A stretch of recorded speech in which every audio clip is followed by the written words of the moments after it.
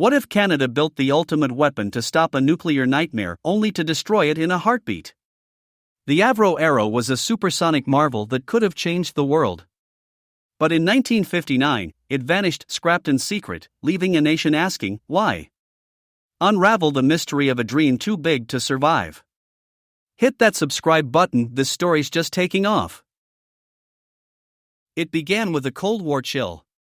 Soviet bombers loomed over the Arctic, nuclear payloads aimed at North America. Canada's answer? The Avro Arrow CF-105, a jet to outrun them all.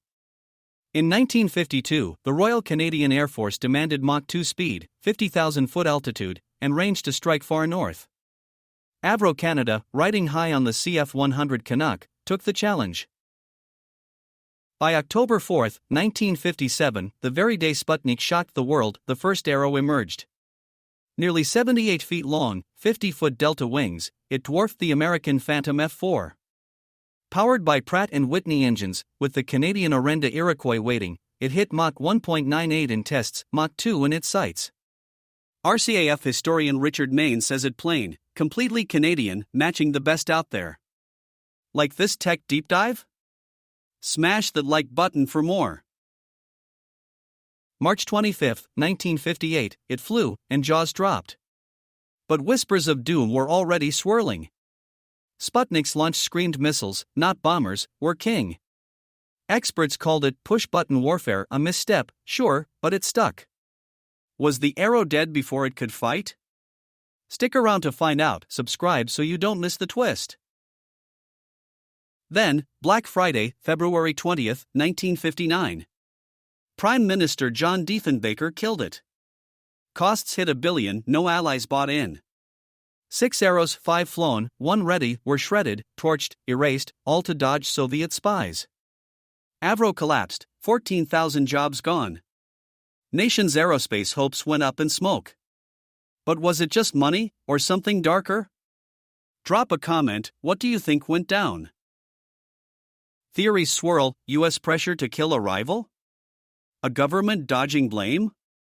Historian Alan Barnes, digging into 1958 intel, found the bomber threat fading, perfect timing for a cash-strapped cabinet to swing the axe.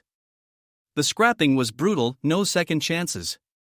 But the real cost? That's where it stings. Hit like and let's keep digging. Canada lost to tech titan, fly-by-wire, Delta Wings, a head start on the future. Engineers fled to NASA, building Apollo instead of Arrows. Jobs, tens of thousands, evaporated, billions in today's dollars, wasted. A nation that could have led the skies settled for hand-me-downs. Sovereignty? Traded for US missiles. Want more epic tech tales? Subscribe now, this is just the beginning. The death of the Canadian Avro Arrow didn't just ground a plane, it grounded Canada's spirit as a technological powerhouse, turning the nation into a consumer tethered to American wings. From the CF-18s to the troubled F-35 procurement, Canada's Air Force has remained dependent on the US, a reliance that became even more evident in 2025 as Trump's threats of tariffs and claims of Canada 51 stirred tensions. Abandoning the F-35 plans midstream has left Canada scrambling for alternatives abroad, options that would have existed domestically had the country maintained its aerospace industry when the Arrow was ours to wield. Back then, we could have sold to the world, now, we must beg from it. It's a sad twist of fate. Yet the Arrow haunts us. Replicas rise, relics surface from Lake Ontario, 65 years on, it's Canada's what if. Could it have launched a space race, a global brand? We'll never know. The Avro Arrow wasn't just a jet, it was a dream torched before its time. And the question lingers, who really pulled the plug? Tell us your take below, and don't forget to like and subscribe for more stories that soar.